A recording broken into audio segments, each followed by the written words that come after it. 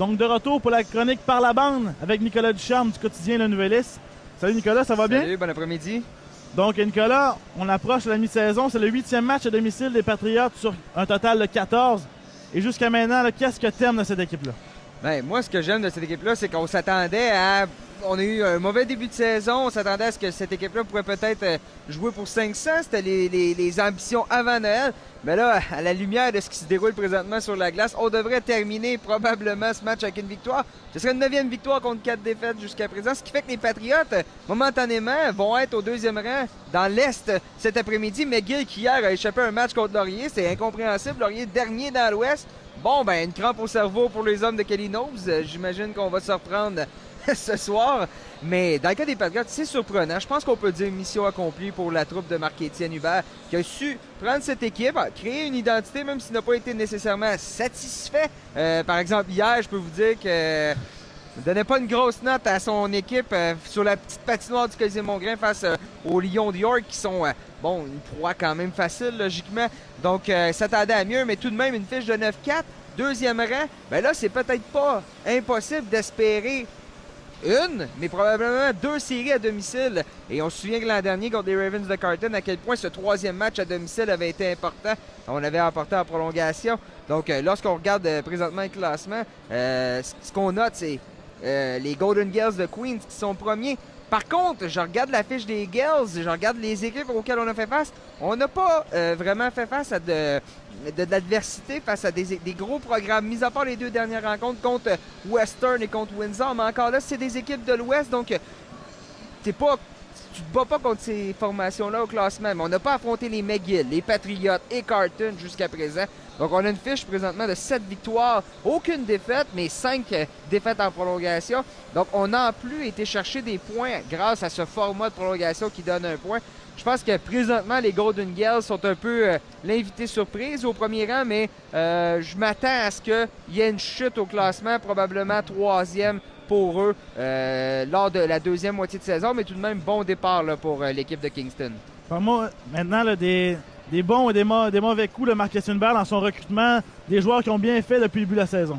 Ben moi, j'aime beaucoup le travail de Michael Langlois en défensive. Cet après-midi, on voit aussi, et on va voir bientôt Tommy Giroux, Yannick Dubé qui vont se rajouter.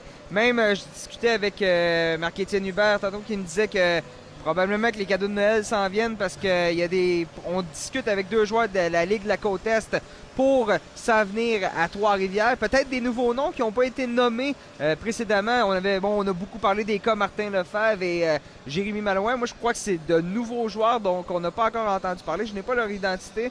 Du moins, je n'ai pas encore de confirmation. Ça devrait venir prochainement.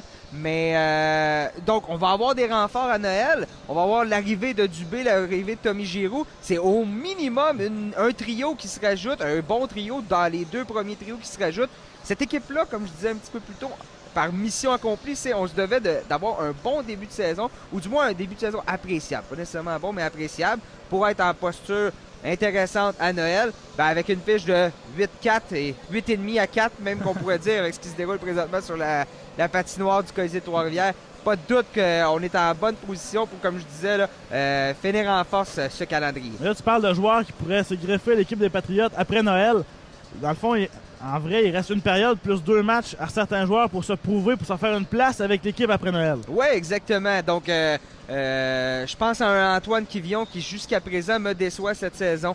Dans le cas de Quivillon, il a été blessé. Est-ce qu'il est à 100%? Je ne suis pas certain.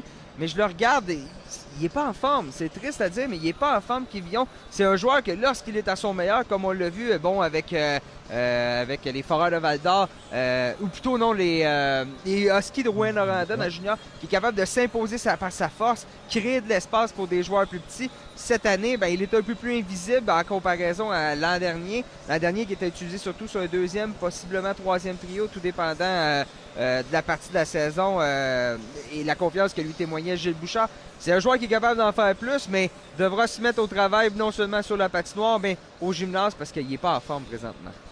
Moi et Philippe, on mentionnait précédemment que le système d'alternance de gardien de but était terminé, que Gélina avait le filet à lui seul. Mais là, tu as une explication pour nous. Oui, présentement, Guillaume Nadeau, l'assistant de Gélina, est blessé, traîne une petite blessure, c'est rien de majeur, mais c'est ce qui explique par exemple qu'on voit que Gélina est sur la surface glacée après-midi. Normalement, on aurait fait confiance à Nadeau cet après-midi. Donc, est-ce que ce système d'alternance-là est terminé? À mon avis, non. Mais c'est clair, à mon avis, que Marc-Antoine Gélina a ravi le premier poste et de loin. Écoutez, moyenne d'efficacité avant ce match de 9,40. Cet après-midi, là, je ne peux pas dire que Brock a fait une grosse performance pour ce qui est des lancers. Il a quelques bonnes chances de marquer. Des bonnes chances de marquer. C'est signalé sur des arrêts spectaculaires. Il n'a qu'un but contre lui. Donc, cette moyenne, elle risque de grimper ou à tout de moins de se maintenir. Donc, Gélina, à mon avis, est la raison première pour laquelle les Patriotes ont une fiche de 9-4 présentement. C'est la qualité de son jeu dans les buts, la qualité de son jeu alentour de son but pour ce qui est de favoriser la relance, car on a des défenseurs sur la glace qui ne sont pas nécessairement des carrières, pas nécessairement des grands défenseurs offensifs comme on avait l'an dernier avec, par exemple, Pierre-Luc Lessard.